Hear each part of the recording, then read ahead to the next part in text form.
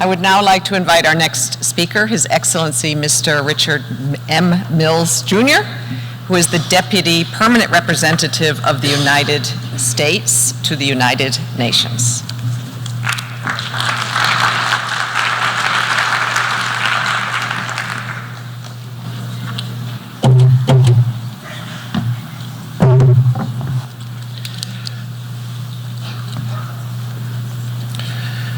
Thank you, Undersecretary General. Thank you, Ms. Fleming, for bringing us together today.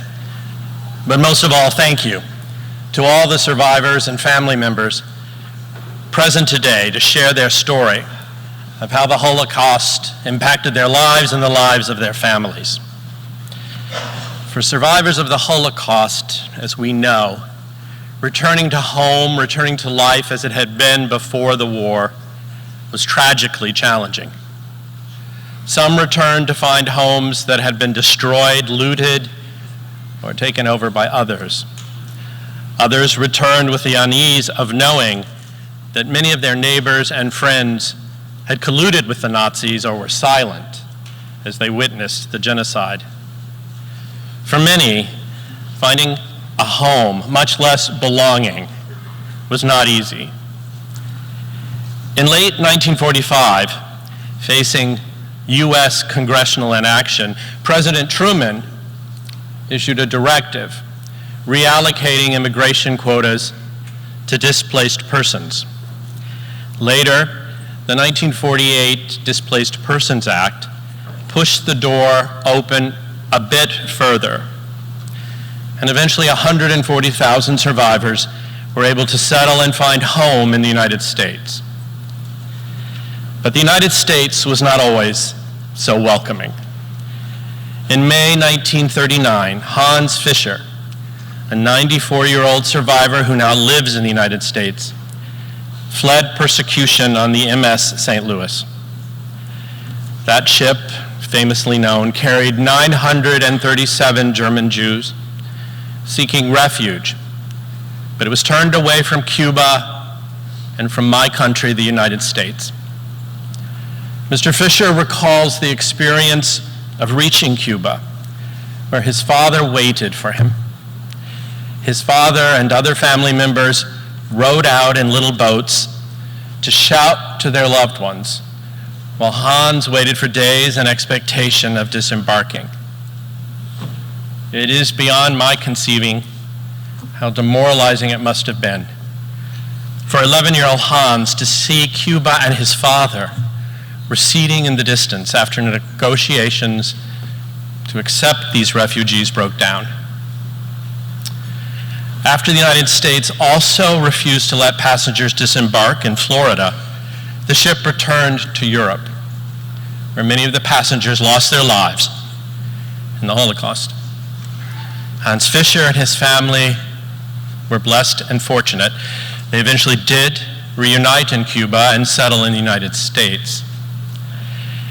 In the United States, during the war, officials at the Department of State that I serve today prevented the entry of many fleeing persecution into this country, the United States.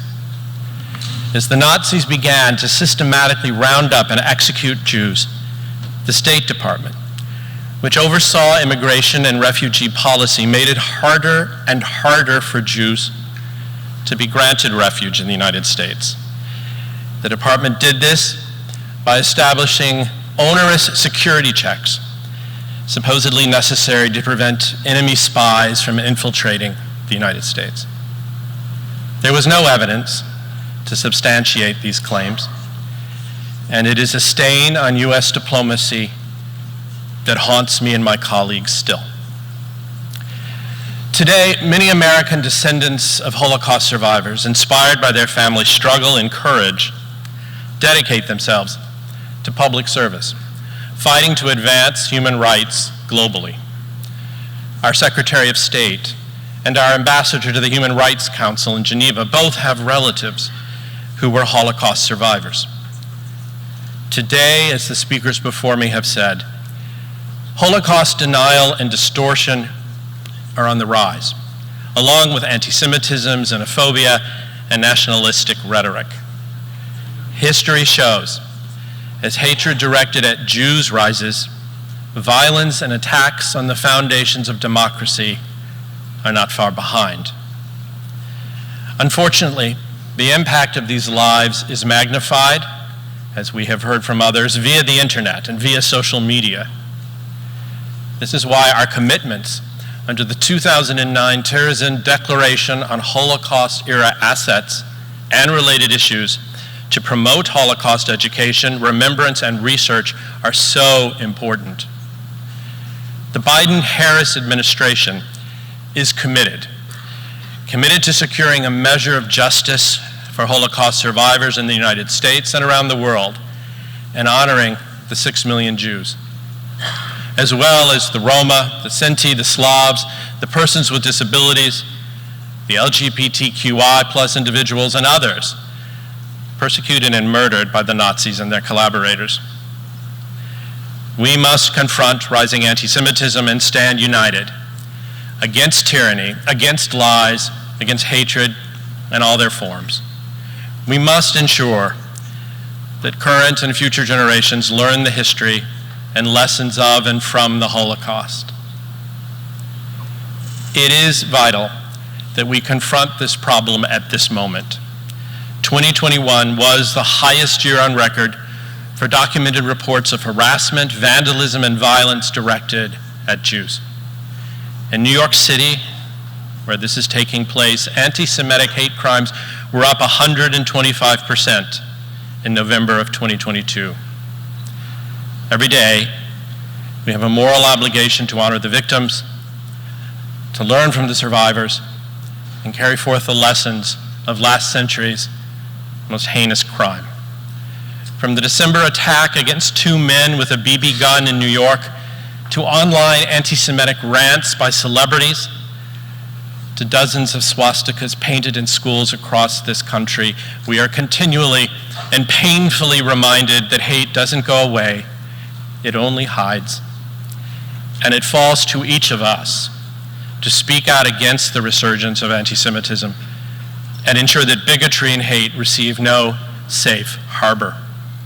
At home and around the world, we must create a sense of belonging so that everyone feels safe at home. Thank you.